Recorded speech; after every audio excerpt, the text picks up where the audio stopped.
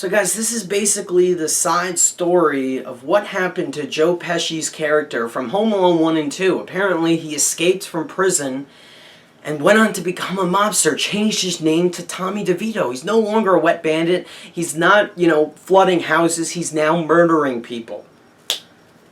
And completely losing his mind.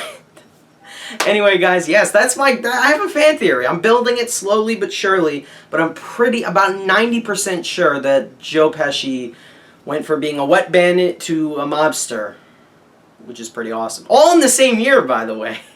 Anyway, guys, hey there, what's up? It's all about Mike 18 here, guys, back with another one of my old movie reviews. Guys, I am still continuing doing old movie reviews, trying to get them out there. Also, guys, by the way, in case any of you didn't know this, but I currently just reached 100 followers on Letterboxd. Thank you guys so much for the support on Letterboxd. I also review movies on Letterboxd. Like this past week, I watched several older movies that I did not get a chance to film reviews for, and I'm probably not. I watched One Flew Over the Cuckoo's Nest. I watched Eternal Sunshine of the Spotless Mind, just two to knock them off as an example. And I did written reviews for them on Letterboxd. So if you guys are interested in seeing my thoughts on other movies that I may not get a chance to review on this channel, please check out my Letterboxd account because I post written reviews on there from time to time.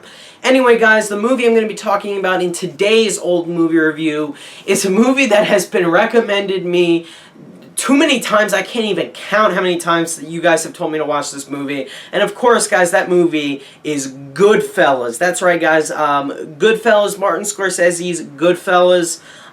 This was one of, when this was released in 1990, which it was, this was realized as, one of Scorsese's, best movie, or, one of the best gangster flicks ever released upon this movie's release in 1990. But this, everybody loved Scorsese, of course, for Taxi Driver and Raging Bull, hits like that. But when he released Goodfellas, I'm about 90% sure that everybody was like, Scorsese, man, one of the best filmmakers ever, okay? And he hadn't even yet directed Casino or The Departed or anything like that, or The Aviator, which I haven't seen some of those. I've seen The Departed. I've seen now 5 Martin Scorsese movies, and I want to watch, obviously, a lot more of his filmography. And I'm going to get to that, of course, next summer. But I had to watch another Scorsese movie like I did last summer. I watched The Departed and Taxi Driver. This summer I watched Goodfellas. So next summer I'll watch probably Kings of Comedy, or and Raging Bull and all those other ones that I haven't seen. So, guys, Goodfellas, again, as I said, is widely regarded as one of the best gangster films ever made. It's up there with another classic sitting right behind me, The Godfather. So naturally, and I've had this Blu-ray forever, I got excited to watch Goodfellas on Blu-ray, and I finally did. And let's get into the plot really briefly. Basically, guys, the movie revolves around the story of a very notorious gangster who goes by the name of Henry Hill. We basically see his entire life unfold before our eyes, from when he was a young boy growing up in Brooklyn, how he got basically intertwined in the lives of several other gangsters and high-end crime bosses and whatnot, started doing certain jobs for them, like blowing up cars and whatnot. I mean, he did a lot for these mobsters, so he made a lot of connections from a very young age and got really into this, whole thing of, into the whole web of organized crime and got really involved into it at a very young age. And eventually he grows up and we get present-day Henry Hill. This all takes place over several decades in the 50s, 60s, 70s, and eventually the 80s. And he's played by Ray Liotta in the film. And we see him as a young man striving to become essentially, a well-known guy through very illegal means. And from a very young age, he was always fascinated about becoming a gangster. He was always into that idea. He had a passion for it. He becomes very close associates with 2 other gangsters who go by the name of James Conway, who is played by Robert De Niro in this movie, as well as Tommy DeVito, who is played by a completely unbelievable Joe Pesci. And the 3 of them start getting into, illegal means, doing dirty things, whether it be selling drugs or whacking people for that reason. We also see Henry Hill get married to his wife Karen, who's played by Lorraine Bracco in the film. And we eventually sort of start to see this somewhat downward spiral and his subsequent downfall as the years in his life progress, and as, you know, maybe police or FBI are going to start to get involved or find out that they're doing some illegal, shady shit. And that basically is the premise behind Goodfellas, guys. Now again, I think that it's really no surprise that Scorsese can direct a really engaging crime drama that circles around mobsters and organized crime. I mean, this was one of his first, but I mean, after this he did Casino, which apparently, even though I haven't seen it, or surrounds organized crime. He did Gangs in New York, and he also did The Departed, of course. And even though Wolf of Wall Street didn't center around a gangster, more so or less a stockbroker who was, you know, stealing a lot of people's money, that movie too, like, it has similar themes that Scorsese's other movies do.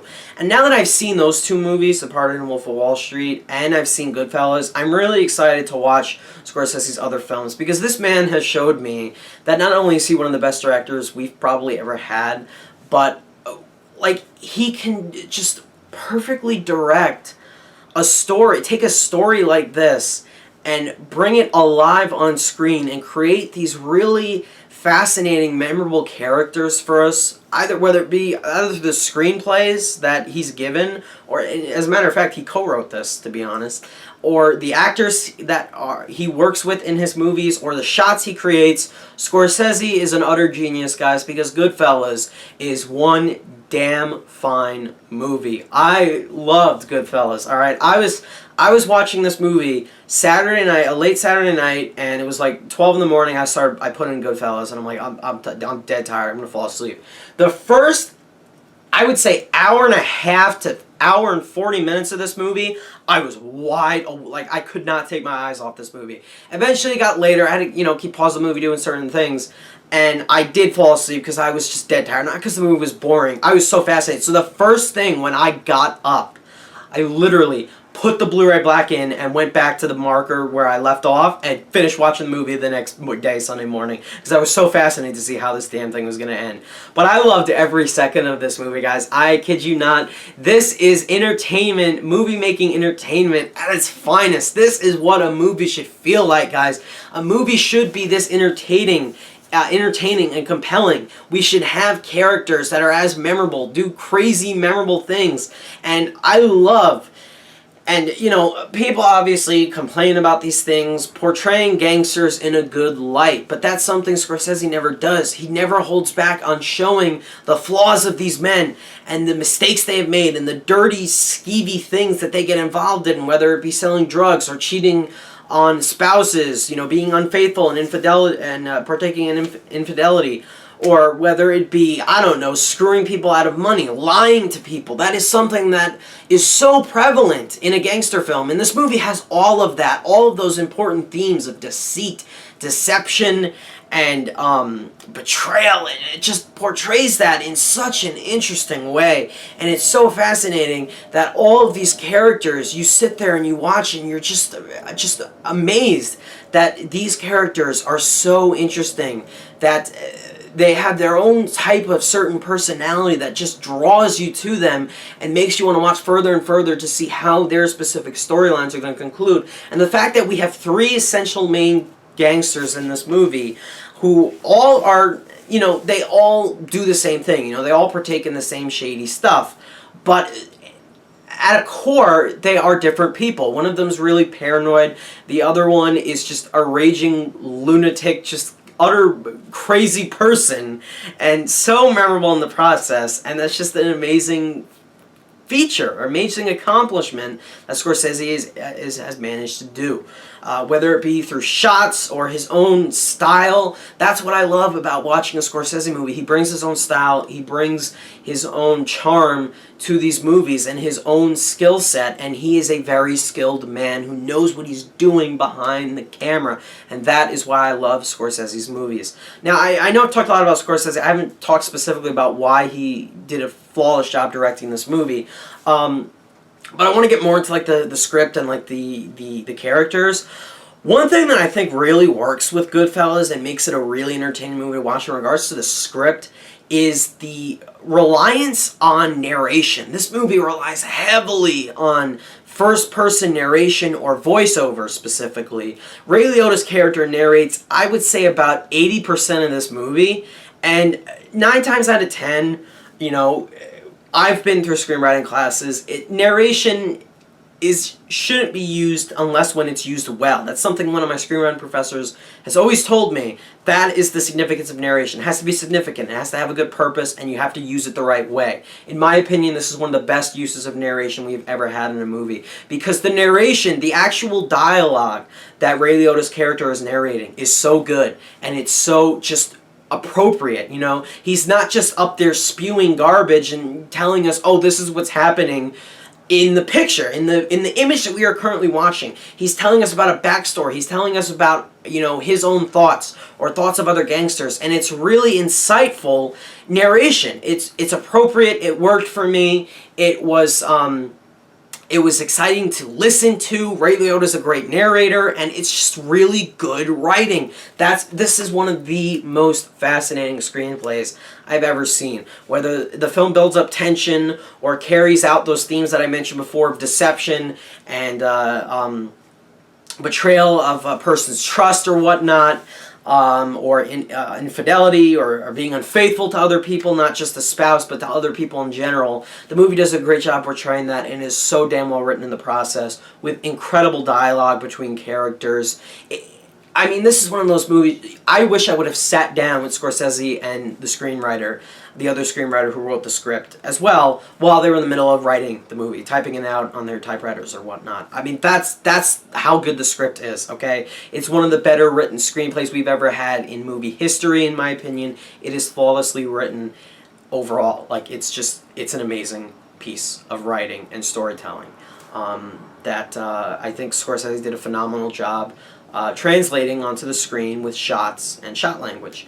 And then, of course, the other thing I've got to rave about, guys, are the performances in this movie. The performances in this movie, first off, I don't understand how the hell Ray Liotta and Robert De Niro did not get Oscar nominations for this movie. Now, I know De Niro had already won for Godfather 2, and I know that, I don't even know if Ray Liotta has ever won an Oscar. I don't think he has. I don't even know if he's been nominated. I don't understand how he did not get nominated back in 1990 for this movie. But Joe Pesci and Lorraine Bracco deservedly did get nominated, which I was very happy with.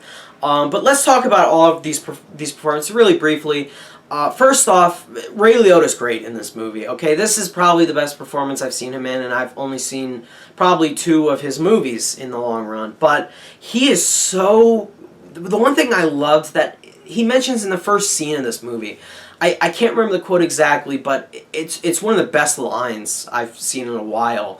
I can't, for as long as I can remember, I've always wanted to be a gangster. I'm paraphrasing, of course. That line is great, but he shows that he had the passion to bring about this character, Henry Hill. And I think he played it perfectly, because this guy enjoyed what he was doing. And Ray Liotta, as dirty and slimy as his character could get in this movie, definitely showed that he enjoyed what he was doing. You know, whether his insane, just hysterical laugh that it was, laughing at Joe Pesci's numerous stories, or whatever it was. I mean, Ray Liotta killed it in this movie. The way he portrayed this man's actions, whether it was, again, his laughter or his actual physical actions of what specifically he had done to his wife. There are just several scenes where he just kills it, utterly kills it, and he was fantastic in this movie. Same can be said for Robert De Niro, who is one of the best actors we've ever had, period. Taxi Driver, Godfather Part 2. I mean, this guy is just a revelation. I haven't even seen Raging Bull yet, widely regarded as one of his best performances as well. But De Niro is so versatile, and something that I loved about his character in this movie, he's very, very fearful and paranoid, and that's something interesting to see, that side of a gangster. And when De Niro is yelling at you for something, you better, like, he makes people feared of him. Like, people are fearful of him when he rises above them and is like, why did you just go buy that $1,000, $10,000 car? We are trying to make it look like we're not gangsters. Open your eyes, people. Don't be that stupid. I love when he is very intimidating, and he made it work to his strength perfectly in this movie. DeNiro was excellent. Ray Liotta was excellent. And I haven't mentioned our third man, Tommy DeVito, obviously, because... Guys, Joe Pesci killed it in this movie, guys. Wow, Joe Pesci, man, in this movie stole every single scene he was in. There was not a scene in this movie Joe Pesci messed up with something. One of the best supporting actor performances ever. One of the most deserving wins for best supporting actor. This guy is an utter loose cannon, spewing out profanity literally every second, every frame he is on screen. Joe Pesci is spewing some sort of profanity, losing his temper, and just going all out nuts. And I love seeing that portrayed in this film. Joe Pesci 100% deserved that Oscar. One of the best performances in a gangster film, period. He utterly killed it and floored me. I could not believe I was watching Joe Pesci on screen. And again, this movie came out the same year that Home Alone did. So I was thinking about this the other day. Kids and their parents were going to see Home Alone in the theaters, and right around the same time, those same parents were walking into Goodfellas. And you see, I would have loved to have been alive in 1990. I would have gone to see them in both. That would have been so awesome. But he was great. Lorraine Bracco was also really, really good as Henry Hill's wife.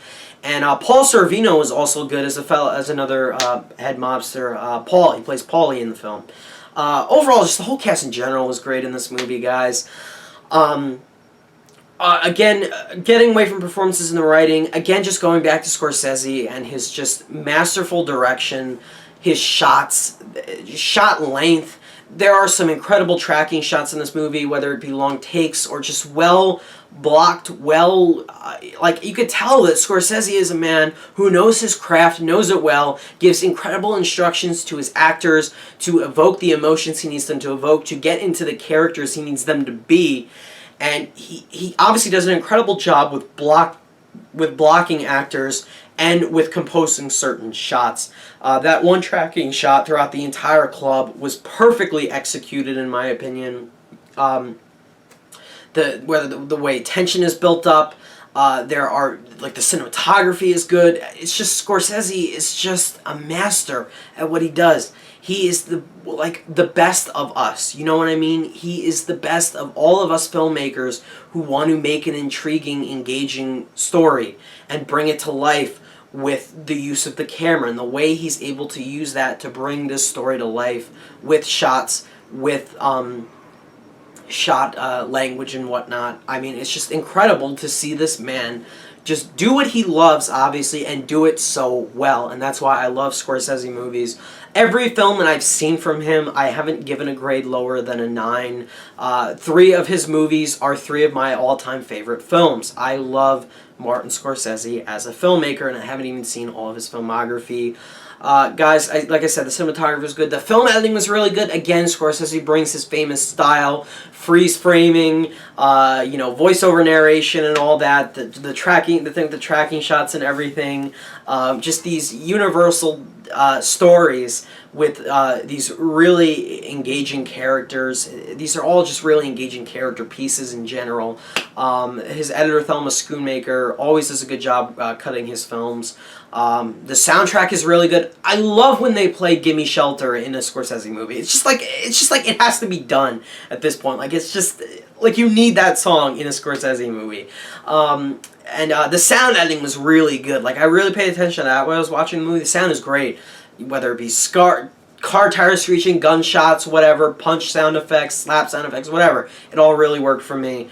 I love everything about Goodfellas, guys. It's a damn fine, it's a damn incredible, just utterly entertaining and exciting gangster film that you won't want to stop watching, and you will just, be in utter shock with how certain events turn out and how just amazing how amazing things unfold and whatnot. In the end, guys, you guys know the grade I'm going to give Goodfellas. 10 out of 10. A+. This movie is perfect. It's one of my favorite gangster films in general. It's up there in my favorite movies list probably. It's probably my top 30 or something like that. I loved it, guys. I loved it. I was thoroughly surprised and thoroughly engaged throughout the entire thing, and it was just pure entertainment. So guys, those are my thoughts on Goodfellas. If you guys have seen this movie, I'm sure half of you did because half of you were begging me to watch this. Please let me know what you thought of it down below in the comments. Thank you guys, as always, so much for watching, and I will see you guys in my next video. Bye, guys.